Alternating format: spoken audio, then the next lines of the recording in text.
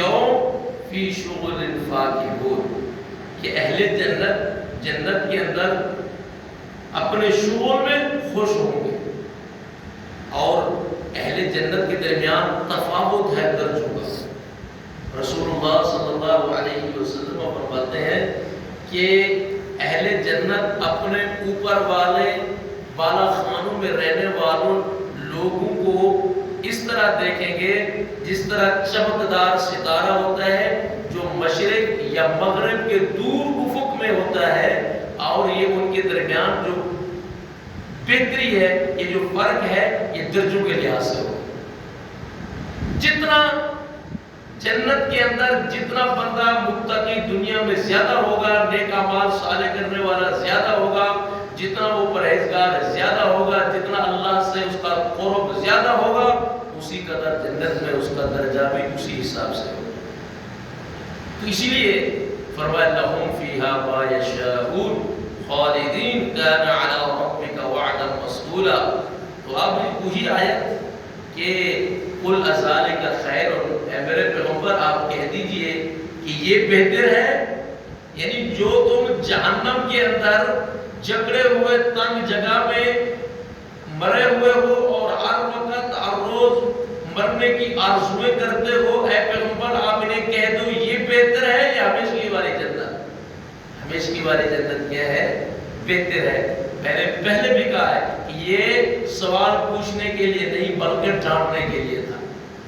وعد المتقون، اور وہ جنت جس کا متقین لوگوں سے وعدہ کیا گیا۔ کان علی ربک وعدا کانت لہم جزاء و مصیرا، وہ ان کے لیے بدلہ اور ٹھکانہ ہوگا۔ جنت اہل ایمان کو اللہ نے جنت دی، اور کم سے کم وہ مشرک نہ ہو۔ اس کے علاوہ جو گناہ گار ہے نا،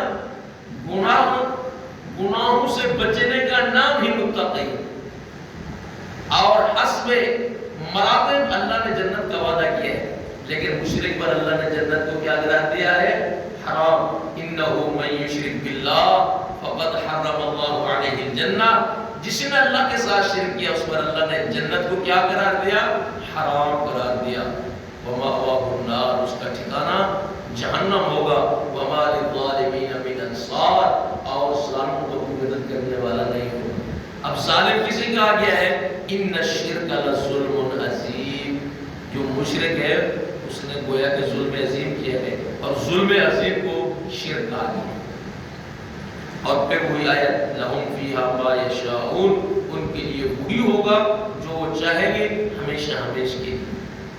کان علی ربک وعدا مسئولا، یہ تیرے رب کے ذمے وعدہ ہے جو قابل طلب ہے۔ اللہ نے اپنا وعدہ پورا کرنا ہے، اور اللہ نے فرمایا وَلَكُمْ فِيهَا مَا تَشْتَهِي أَنفُسُكُمْ وَلَكُمْ فِيهَا مَا تَدَّعُونَ۔ اہل جنت کے اندر جو چاہیں گے انہیں ملے گا۔ وَلَكُمْ فِيهَا مَا تَشْتَهِي أَنفُسُكُمْ، جو وہ چاہے جس چیز کی خواہش ہوگی اللہ نے وہ پوری کر دے گی۔ وَلَكُمْ فِيهَا مَا تَدَّعُونَ، جو کچھ مانگو گے وہی ملے گا، جو کچھ زبان سے نکالو گے فوراً تعمیل ہوگی۔